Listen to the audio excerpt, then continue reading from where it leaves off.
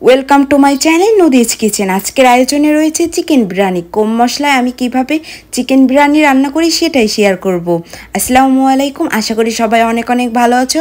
আমিও ভালো আছি তোমাদের দোয়ায়। এখানে আমি ব্রয়লার মুরগি নিয়েছি, আগে থেকে কাটা ছিল, ফ্রিজ থেকে বের করে শুধু ছোট ছোট টুকরো করে কেটে নিচ্ছি। তারপরে ভালোভাবে ধুয়ে তারপরে রেখে দেব। এখন আমি একটা চুলার ভিতরে পাত্র বসিয়ে তেল দিয়ে দিচ্ছি, রান্নার তেল। যখন তেলটা গরম হয়ে আসবে এখানে আমি গরম মশলাগুলো দিয়ে দিচ্ছি, এটাকে হালকা একটু ভেজে নিব। তারপর আমি দিয়ে দিব পেঁয়াজ কুচি, পেঁয়াজটাকেও বাদামি গাঢ় রঙের করে নেব, কারণ পোলাওতে এবং বিরিয়ানিতে অবশ্যই পেঁয়াজটা একটু বাদামি রং করতে হয়। আর আমার ভিডিওটা যদি ভালো লাগে অবশ্যই একটা লাইক একটা কমেন্ট করে যাবা। আজ আমি বাসায় তেমন কোনো মশলা ছিল না, এর জন্য আমি কম মশলায় কিভাবে রান্না করছি সেটাই তোমাদের দেখাচ্ছি। এখানে আমি আদা আর রসুন বাটা দিয়ে দিয়েছি, এখন এটাকেও একটু মিক্স করে ভেজে নিব। যখন গ্রানটা সুন্দর আসবে তখন আমি অল্প পানি দিয়ে দিচ্ছি। এখন আমি একে একে সব মশলা দিয়ে দিব। প্রথমে দিয়ে দিব লবণ, এরপরে দিয়ে দিচ্ছি বিরিয়ানির প্যাকেট মশলা। এটা দেওয়ার পর আমি একটু মরিচের গুঁড়ো দিব, যাতে বিরিয়ানিটা একটু ঝালঝালে হয়। যেহেতু আমার বাসায় তেমন কোনো মশলা ছিল না, এর জন্য কম মশলা দিয়ে আমি রান্না করেছি।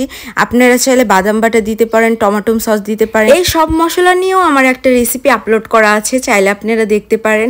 যদি ভালো লাগে অবশ্যই একটা লাইক করে আসবেন এবং কমেন্ট করে আসবেন। আর আমি মাংসগুলো কষানোর জন্য মাংসগুলো অনেক আগেই দিয়ে দিয়েছি। এখন আমি 3টা কাঁচামরিচ দিয়ে দিয়েছি, আমি আলাদা কোনো পানি অ্যাড করিনি, শুধু এখন ঢাকনা দিয়ে ঢেকে ভালোভাবে কষাবো। এখানে আমি 3 কাপ পোলাও চাল নিচ্ছি, এগুলোকে আমি ভালোভাবে ধুয়ে তারপরে ঝরিয়ে রাখবো কিছুক্ষণের জন্য। ভালোভাবে ধুতে হবে, কোনো ময়লা যাতে না থাকে সেভাবে ধুয়ে তারপরে ঝরিয়ে রাখতে হবে।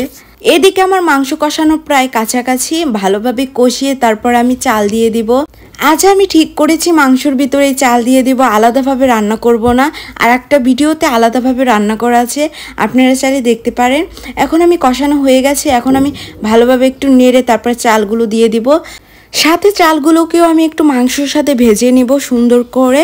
চালটাকে ভালোভাবে মিক্স করে আমি তারপরে দিয়ে দিব পাউডার দুধ, আগে থেকে গুলিয়ে রেখেছিলাম গরম পানি দিয়ে। দুধ দিলে বিরিয়ানিটা অনেক টেস্ট হয়, সেটা যারা বিরিয়ানি রান্না করেন অবশ্যই জানেন। অবশ্যই দুধ দিতে হবে, এতে অনেক ভালো হয় বিরিয়ানিটা।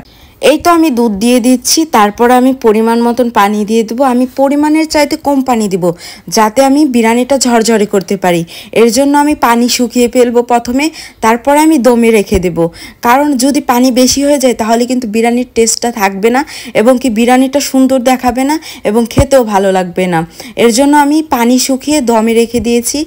অবশ্যই চুলার পাওয়ার কমিয়ে তারপরে ঢাকনার ছিদ্রটা বন্ধ করে দিতে হবে, এতে আপনার বিরিয়ানিটা ঝরঝরে হবে, যেমন খেতেও খুব ভীষণ ভালো লাগবে। দেখো আমার বিরিয়ানিটা কতটা ঝরঝরে হয়েছে এবং খেতেও খুব ভীষণ ভালো ছিল। যদি আমার রেসিপিটা ভালো লাগে অবশ্যই লাইক কমেন্ট শেয়ার করে যাবা। আজকের মতন বিদায় নিচ্ছি, দেখা হচ্ছে নতুন কোনো ভিডিও নিয়ে।